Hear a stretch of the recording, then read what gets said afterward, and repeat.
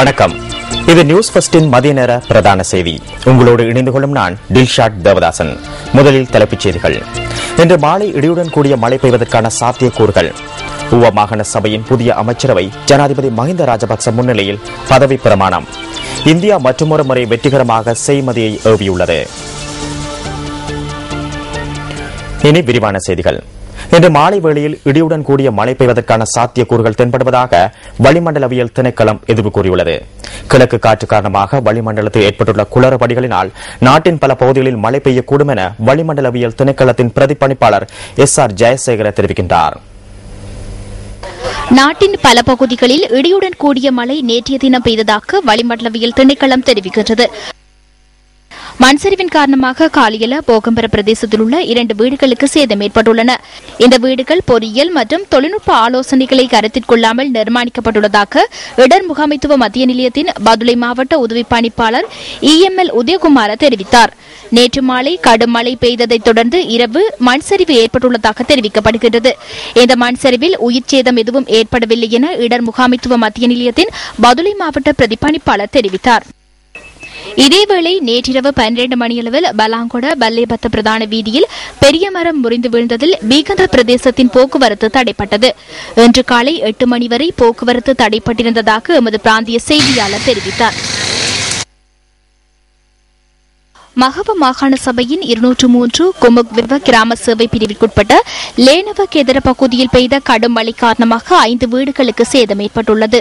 2 வீடுகள் முற்றாக சேதமடைந்துள்ளதுடன் 3 வீடுகள் பகுதியளவில் சேதமடைந்துள்ளதாக எமது பிராந்திய செய்தியாளர் தெரிவித்தார்.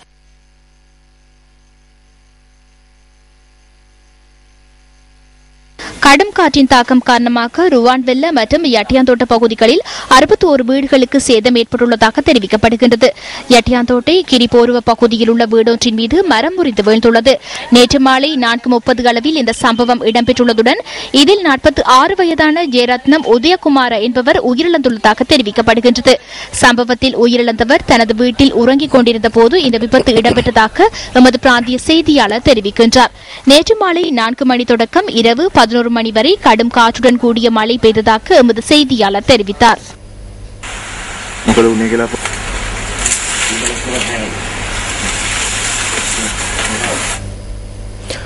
ஊவா மாகாண சபையின் புதிய அமைச்சரவை இன்று முற்பகல் ஜனாதிபதி மஹிந்த ராஜபக்ச முன்னிலையில் பதவி பிரமாணம் செய்து கொண்டது. ஊவா மாகாண முதலமைச்சர் சசீந்திர ராஜபக்ச நிதி திட்டமிடல், சட்டம் ஒழுங்கு, கல்வி, மாகாண நிர்வாகம், காணி, கலாசாரம் மற்றும் சமூக நல்லிணக்க அமைச்சராக பதவி பிரமாணம் செய்து கொண்டதாக ஜனாதிபதி ஊடக பிரிவு தெரிவித்தது. வீதி அபிவிருத்தி, வீட்டு நீர் வளங்கள் மற்றும் தோட்ட உட்கட்டமைப்பு அபிவிருத்தி அமைச்சராக செந்தில் தொண்டமான் பதவி பிரமாணம் செய்து கொண்டார். மாகாண விவசாயம், நீர்ப்பாசனம், கால்நடை உற்பத்தி, நன்னீர் மீன்பிடி, போக்குவரத்து மற்றும் சுற்றுலா விவகார அமைச்சராக அனுர ரவீந்திர விதானகமகே நியமிக்கப்பட்டுள்ளார். ஊவா மாகாண சுகாதாரம், உள்நாட்டு வைத்தியம், நன்னடத்தை மற்றும் சிறுவர் பாதுகாப்பு, மகளிர் விவகார அமைச்சராக குமாரசிறி ரத்நாயக்க பதவி பிரமாணம் செய்து கொண்டார். விளையாட்டு, இளைஞர் விவகாரம், மின்சக்தி, எரிசக்தி, சிறுகை தொழில் மற்றும் கூட்டுறவு அமைச்சராக சாமர சம்பத் தசநாயக்க பதவி பிரமாணம் செய்து கொண்டதாக ஜனாதிபதி ஊடக பிரிவு தெரிவித்தது. மட்டக்களப்பில் சிறை கைதி ஒருவர் பரத்திலிருந்து விழுந்து உயிரிழந்தமை தொடர்பில் விசாரணைகள் ஆரம்பிக்கப்பட்டுள்ளன. உயிரிழந்த கைதியின் பிரேத பரிசோதனை இன்று இடம்பெறவுள்ளதாக போலீஸ் ஊடக பிரிவு குறிப்பிட்டது. நீதிமன்ற வளாகத்தில் உள்ள மரம் ஒன்றின் கிளைகளை வெட்டிக் கொண்டிருந்த சந்தர்ப்பத்தில் நேற்று மாலை 3:20 அளவில் குறித்த கைதி வழுக்கி விழுந்து படுகாயமடைந்துள்ளார். விழுந்ததில் படுகாயமடைந்த கைதி மட்டக்களப்பு போதனா வைத்தியசாலையில் அனுமதிக்கப்பட்டதன் பின்னர் சிகிச்சை பலனின்றி உயிரிழந்துள்ளார். உயிரிழந்தவரின் சடலம் தற்போது மட்டக்களப்பு வைத்தியசாலையின் பிரேத அறையில் வைக்கப்பட்டுள்ளதாக போலீசார் குறிப்பிட்டனர்.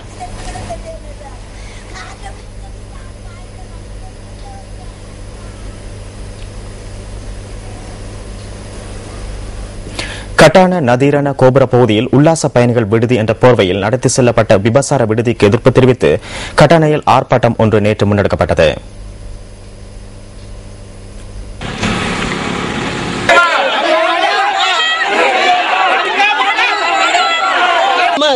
உல்லாச பயணிகள் என்ற போர்வையில் விபச்சார விடுதிகள் நடத்துவதை இவர்கள் தொடர்வார்கள். நீர்கொழும்பு உல்லாச பயணிகளுக்கு ஒரு சிறந்த இடம் என்பதால் உல்லாச பயணி இது போன்ற இடங்களுக்கு செல்ல மாட்டார்கள். இவர்களிடம் அனுமதி இல்லை. பிரதேச சபையிடம் இருந்து இவர்கள் அனுமதி பெறவில்லை.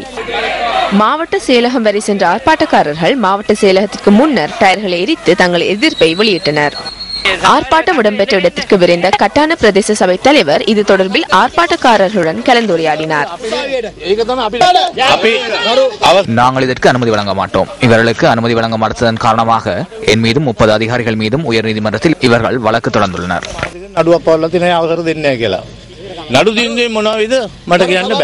கட்டான பிரதேச சபை தலைவருடன் கலந்துரையாடிய பின்னர் ஆர்ப்பாட்டக்காரர்கள் கலைந்து சென்றதாக தெரிவிக்கப்பட்டுள்ளது.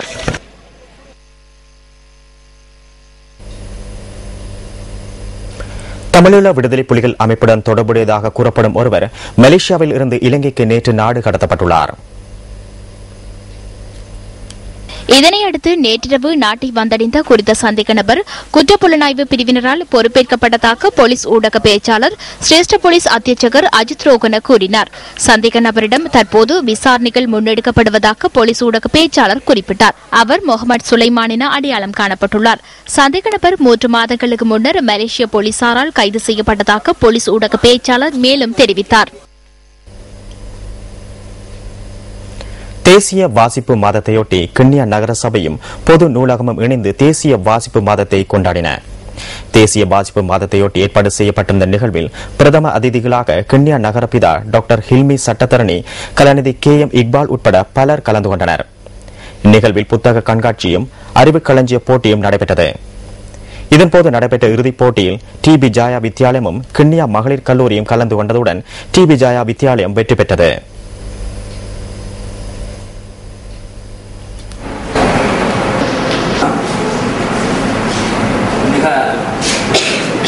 தெலுங்கானா மாநிலம் எந்த மாநிலத்தை இரண்டாக பிரித்து உருவாக்கப்பட்டது என்பதா? ஆம், சரியான பதில் ஆந்திரா. அவர் தனது அணிக்காக 10 மாநிலங்களை சுவிட்சர்லாந்து நாட்டில் எவ்வாறு அழைக்கப்படுகிறது என்பதா? கண்டங்கள். ஆம், கண்டங்கள் என்பது சரியான பதில். நாட்டில் இடம்பெற்ற பல்வேறு சம்பவங்களின் தொகுப்பு அடுத்து. வறட்சியினால் மூடப்பட்டிருந்த யாழ சரணாலயம் சுற்றுலா பயணிகளுக்காக இன்று மீண்டும் திறக்கப்பட்டது. எவ்வாறாயினும் தினத்தோறும் 6 மணித்தியாலங்கள் சரணாலயம் திறக்கப்பட்டிருக்கும் என வனஜீவராசிகள் திணைக்களத்தின் பணிப்பாளர் நாயகம் HT ரத்நாயக்க குறிப்பிட்டார். தினமும் காலை 6 மணி தொடக்கம் நண்பகல் 12 மணி வரை யாழ சரணாலயத்தை சுற்றுலா பயணிகள் பார்வையிட முடியும் என அறிவிக்கப்பட்டுள்ளது. சியம்பலாண்டுவ லியனகொல்ல பிரதேசத்தில் மின்சாரம் தாக்கி பெண் ஒருவர் உயிரிழந்துள்ளார். கையடக்க தொலைபேசியை பாவிக்க முற்பட்ட வேளை அவரை மின்சாரம் தாக்கியுள்ளதாக போலீசார் தெரிவிக்கின்றனர். 45 வயதான ஒருவரே குறித்த விபத்தில் உயிரிழந்துள்ளார். நேற்று மாலை இந்த விபத்து இடம்பெற்றுள்ளது. பதுளை பொது வைத்தியசாலைக்கு முன்னால் அகில இலங்கை சுய சேவைகள் சங்கத்தினால் ஆர்ப்பாட்டம் ஒன்று நேற்று நண்பகல் முன்னெடுக்கப்பட்டது. சம்பள அதிகரிப்பு உள்ளிட்ட பல கோரிக்கைகளை முன்வைத்து இந்த ஆர்ப்பாட்டம் முன்னெடுக்கப்பட்டுள்ளமை குறிப்பிடத்தக்கது. மாத்தறை ருகுணு பல்கலைக்கழகத்தின் விவசாய பீட மாணவர்கள் ஆர்ப்பாட்டம் ஒன்றை நேற்று முன்னெடுத்திருந்தனர். சப்ரகம பல்கலைக்கழக மாணவர்களின் சத்தியாகிரக போராட்டத்திற்கு ஏற்பட்ட இடையூறுக்கு எதிர்ப்பு தெரிவித்து இந்த ஆர்ப்பாட்டம் முன்னெடுக்கப்பட்டது. ருகுணு பல்கலைக்கழகத்தின் முன்னால் முன்னெடுக்கப்பட்ட ஆர்ப்பாட்டத்தின் காரணமாக அந்த பகுதி போக்குவரத்து தடைப்பட்டதாக எமது பிராந்திய செய்தியாளர் தெரிவித்தார்.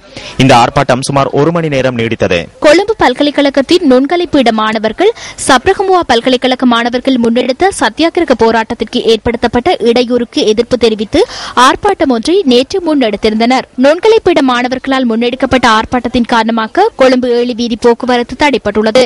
இந்த ஆர்ப்பாட்டம் சுமார் 1 மணி நேரம் நீடித்ததாக தெரிவிக்கப்படுகின்றது. கென்கல்ல தெல்தெனிய பகுதியில் உள்ள தரிசு நிலத்தில் இறந்த குழந்தை ஒன்றின் சடலம் மீட்கப்பட்டுள்ளது.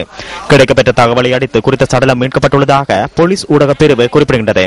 இந்த சம்பவம் தொடர்பில் நீதவான் விசாரணை மேற்கொள்ளப்படும் வரை குறித்த பகுதியில் பாதுகாப்பு பலப்படுத்தப்பட்டுள்ளதாக தெரிவிக்கப்பட்டுள்ளது. இன்றைய தினம் பிரேத பரிசோதனை முன்னெடுக்கப்பட உள்ளதாக போலீசார் தெரிவிக்கின்றனர்.